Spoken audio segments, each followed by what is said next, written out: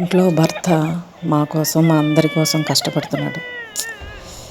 నేను కూడా చూస్తూ చూస్తూ ఉండలేకపోతున్నాను. ఏదైనా చేద్దాం అనుకుంటాను. కానీ ఇంట్లో పిల్లలు బాధ్యత, ఇల్లు వదిలిపెట్టి వెళ్ళాలంటే పిల్లలు ఎలా ఉంటారు, వాళ్ళని ఎవరు చూసుకుంటారు అనే దిగులు.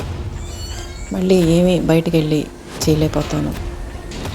ఇలా పెళ్ళైన ఆడవాళ్ళందరి పరిస్థితి ఇదే అనుకుంటా. నాలాగానే ఉంటారేమో. అందుకే చాలామంది ఆడవాళ్ళు ఇంటికే అంకితం అయిపోతున్నారు. నాలాగా ఏమీ చేయలేకపోతున్నారు. భర్తకి సహాయం చేద్దాం అనుకున్నా